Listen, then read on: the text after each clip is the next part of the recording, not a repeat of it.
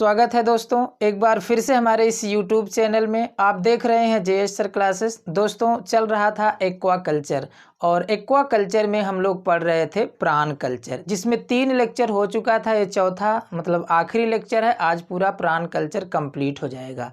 तो लास्ट वाले लेक्चर यानी तीसरे लेक्चर में हम आपको बता दिए थे कि प्राण की यानी पहली मान की कौन कौन सी सुटेबल स्पीसीज है जिसका कल्चर करना इजी है, यानी कि ज़्यादा लाभप्रद है, और उन स्पीसीज को कैसे आप कलेक्ट करेंगे। तो कलेक्ट कैसे करना है ये डिटेल तो मैंने पिछले लेक्चर में दे दिया था।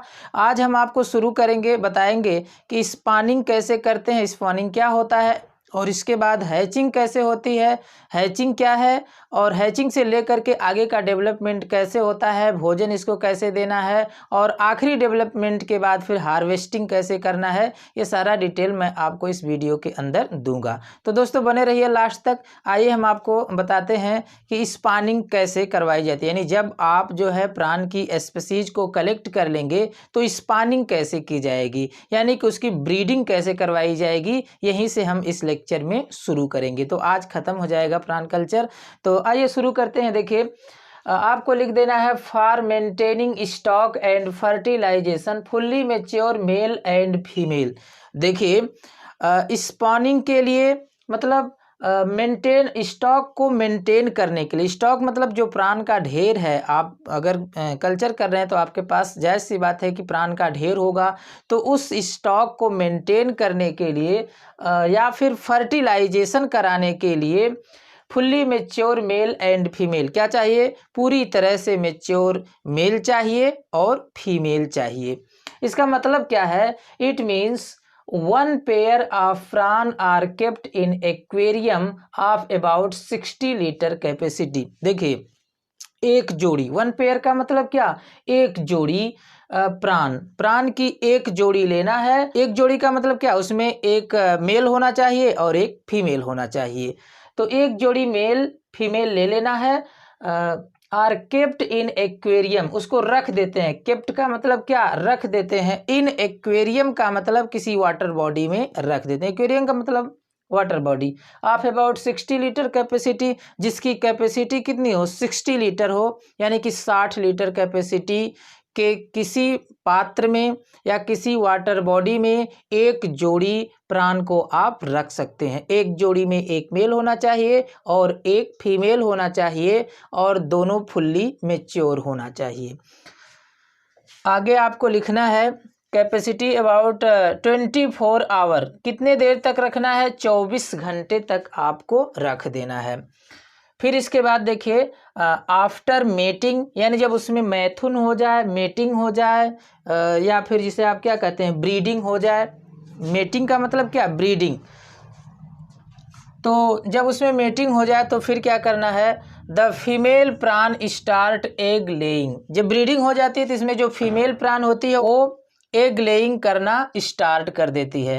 फॉर कॉमर्शियल, ये देखिए यह एक सामान्य आंकड़ा बताया गया है, यानी कि किस हिसाब से आपको वाटर लेना है और कितने देर तक रखना है। तो अगर एक जोड़ी प्राण आप लिए हैं तो 60 लीटर की कैपेसिटी उस पात्र की होनी चाहिए। यह एक आंकड़ा दिखाया गया है, लेकिन कॉमर्शियल पर्पज का हिसाब कुछ अलग ही होता है। अब कॉमर्शियल पर्पज के लिए क्या लेते हैं, देखिए आप लिखे हैं फॉर कॉमर्शियल पर्पज, यानी अगर व्यापारिक उद्देश्य से आपको कल्चर करना है तो आप क्या करेंगे, the spawning tank is about 300 into 150 into 50, यानी इसका मतलब हुआ 300 गुणे 150 गुणे 50, यानी कि जो आप कॉमर्शियल पर्पज के लिए जो आप टैंक लेंगे उसकी जो लंबाई होनी चाहिए वो 300 सेंटीमीटर होना चाहिए, और इसकी जो चौड़ाई होना चाहिए वो 150 सेंटीमीटर, और जो इसकी ऊंचाई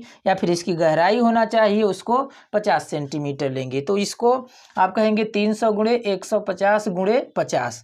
इस साइज का आपको एक टैंक लेना पड़ेगा। और इसके बाद फिर देखिए क्या है, this size is very useful for 24 pair of Macrobrachium rosenbergii. ये देखिए प्राण की एक स्पीसीज है मैक्रोब्रैंकियम रोसेनबर्गी, जिसको मैंने पहले भी आपको बता दिया है। एक सूटेबल स्पीसीज है जिसका कल्चर करना बहुत ही आसान है और बहुत ज़्यादा लाभप्रद है। तो मैक्रोब्रैंकियम रोसेनबर्गी का अगर आप कल्चर कर रहे हैं तो उसके 24 जोड़े के लिए आपको 300 गुणे 150 गुणे 50 सेंटीमीटर का आपको एक टैंक लेना पड़ेगा जिसमें स्पानिंग करवाना है।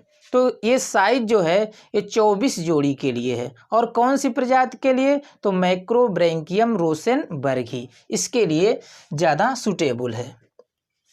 फिर आगे देखिए है proper aeration is most essential in the tank for good response. देखिए प्रॉपर जो एरेशन है ये भी बहुत ही महत्वपूर्ण होता है, यानी जिस टैंक में आप स्पानिंग करवा रहे हैं उसमें एरेशन की कोई व्यवस्था होनी चाहिए, नहीं उसमें ऑक्सीजन की सप्लाई होना चाहिए, तभी जो उसमें प्राण है वो अच्छे से रेस्पायरेशन कर सकेंगे और हेल्दी रहेंगे, तभी जो है अच्छे से ब्रीडिंग हो पाएगी।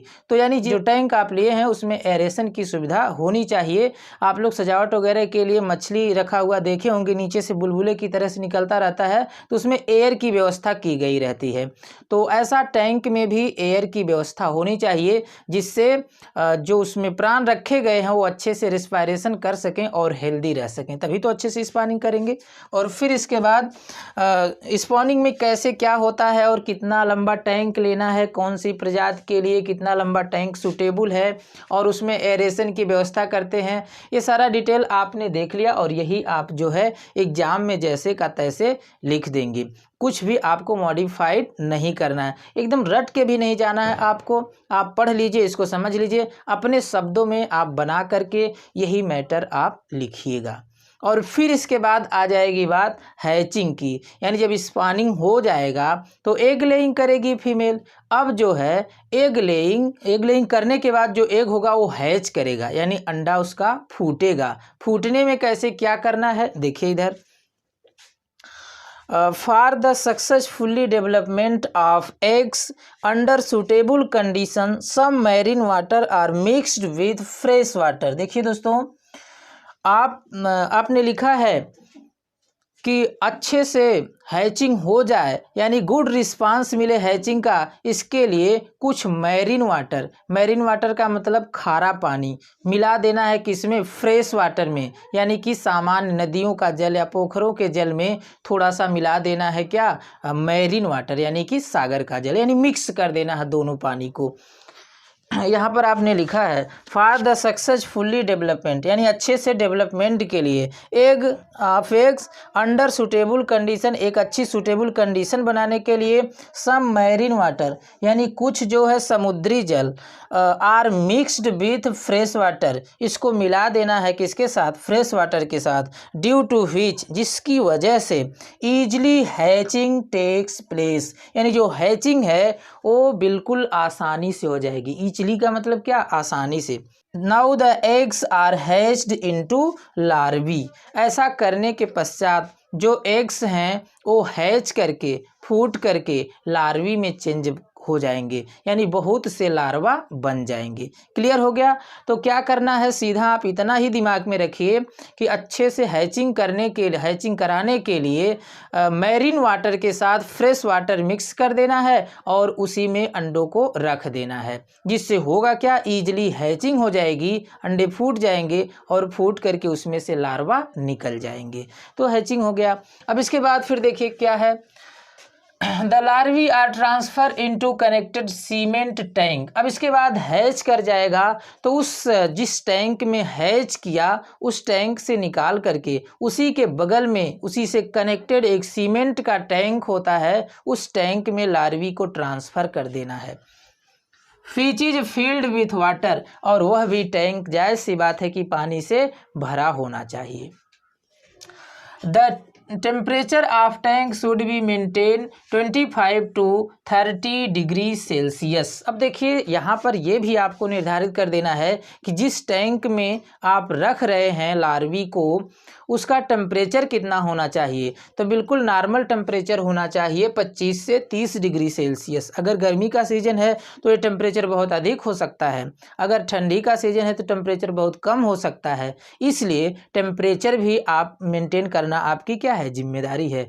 तो दोस्तों लार्वी को आप जो है हैचिंग पॉन्ड से, हैचिंग टैंक से उठा करके या किसी भी माध्यम से आप बगल में कनेक्टेड सीमेंट टैंक में रख देंगे और फिर इसके बाद जो है उसका टेम्परेचर भी मेंटेन करेंगे। टेम्परेचर के बाद फिर क्या, and pH maintain between 7 to 8। तो दोस्तों इसके बाद देखिए इसका पीएच भी मेंटेन करना है, यानी कि बहुत ज़्यादा अम्लीय है, बहुत ज़्यादा क्षारीय है तो भी दिक्कत है। पीएच मेंटेन करके रखना है, यानी कि पीएच 7 से 8 तक होना चाहिए, जो ज़्यादा ना तो अम्लीय है ना ही ज़्यादा क्षारीय है। अगर पीएच 8 से ज़्यादा अधिक हो जा रहा है, 9, 10, 11, 12, तो पीएच बढ़ गया, क्षारीय हो जाएगा मीडियम, यानी कि जिस वाटर में रखें वो क्षारीय है तो दिक्कत है। और फिर इसके बाद उसका पीएच अगर 7 से नीचे आ गया, 6 आ गया, 5 आ गया, 4 आ गया तो ज़्यादा अम्लीय हो जाएगा तो भी दिक्कत है। तो देखिए टेम्परेचर भी मेंटेन करना है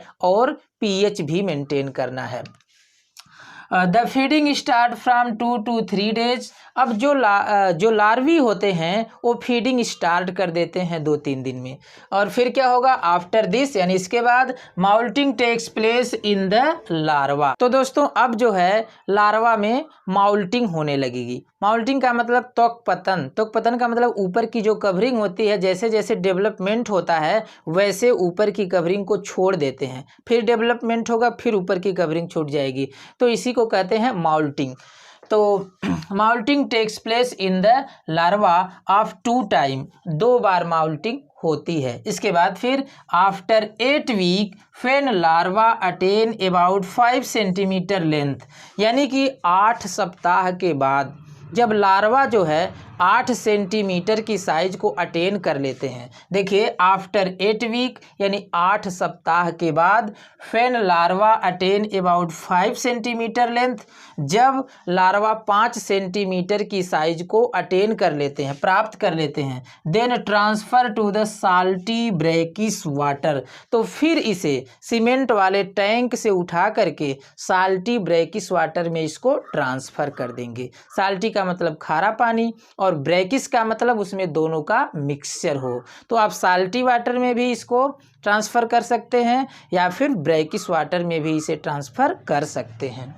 the natural food for proper growth of prawn in their natural habitat include, यानी कि प्राण जो हैच करके लार्वा बना है 8 सप्ताह के बाद इसकी अच्छे से ग्रोथ होती रहे, इसके लिए आपको कुछ सूटेबल फूड मटेरियल प्रोवाइड करना पड़ेगा उसे। वो सूटेबल फूड मटेरियल क्या होता है, इसके अंदर क्या इंक्लूड किया गया है, तो देखिए 200 kg काऊ डंग, यानी कि 200 किलो, कुल मिलाकर के आप 2 क्विंटल कह सकते हैं। 200 किलो जो गाय का गोबर होता है उसके साथ मिला देना है क्या, मिक्स्ड विथ 10 kg लाइम, उसके साथ जो है 10 किलो 10 kg चूना मिला देना है, लाइम मिला देना है। और फिर इसके बाद ये देखिए एक आंकड़ा है पर हेक्टेयर पर मंथ, यानी 1 महीने में 1 हेक्टेयर के अंदर 200 kg काऊ डंग मिला देना है 100 kg लाइम के साथ। ये जो बना हुआ ये भोजन रहेगा प्राण के लिए, वह 1 हेक्टेयर के लिए और 1 महीने तक के लिए काफ़ी है। इसके बाद देखिए the small piece of fish, और भी भोजन में आप शामिल कर सकते हैं स्मॉल पीस ऑफ फिश, मछली के छोटे छोटे टुकड़े करके आप प्राण को भोजन के रूप में दे सकते हैं। इसके अलावा इंसेक्ट, कुछ इंसेक्ट भी आप उन्हें प्रोवाइड करा सकते हैं। और देखिए अर्थवर्म यानी कि केंचुआ भी प्राण को दिया जा सकता है। और इसके अलावा क्या है, एंड रॉ फ्रूट में also be provide as food, और कच्चे फलों को भी भोजन के तौर पर आप उन्हें दे सकते हैं। तो क्या क्या दे सकते हैं, अभी आपने देखा कि 200 kg काऊ डंग और 10 kg लाइम को एक साथ मिक्स करके भोजन के रूप में दिया जा सकता है। इसके अलावा फिश के छोटे छोटे टुकड़े दे सकते हैं, इंसेक्ट दे सकते हैं, अर्थवर्म दे सकते हैं, और इसके अलावा कच्चे फ्रूट को भी उन्हें दिया जा सकता है भोजन के तौर पर। अंडर नॉर्मल कंडीशन प्राण में be grow up to 20 centimetre in length and 100 kg in weight within 6 month, यानी कि 6 महीने के अंदर अगर कंडीशन नॉर्मल है तो जो प्राण है रोसेनबर्गी जो स्पीसीज है इसकी वो कितना ग्रो कर जाएगी, 6 महीने के अंदर 20 सेंटीमीटर के हो जाएंगे, जो काफ़ी साइज है, छोटी नहीं है, ये बड़ी साइज है। 20 सेंटीमीटर के हो जाएंगे 6 महीने के अंदर। और उनका वेट, एक का वेट कितना हो जाएगा, 100 ग्राम यानी कि 100 ग्राम।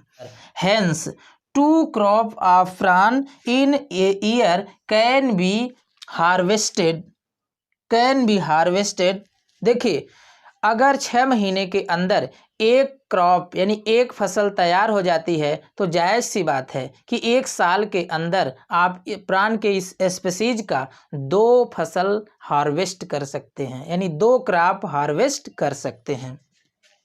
आफ्टर फुल्ली मेच्योरिटी, यानी कि 6 महीने के बाद जब फुल्ली मेच्योर हो जाते हैं तो क्या करना है, harvesting and marketing takes place. आप 6 महीने के बाद जब मेच्योर हो जाएगा ये, तो आप प्राण को हार्वेस्ट कर सकते हैं और मार्केटिंग कर सकते हैं, यानी कि उसे बेच सकते हैं।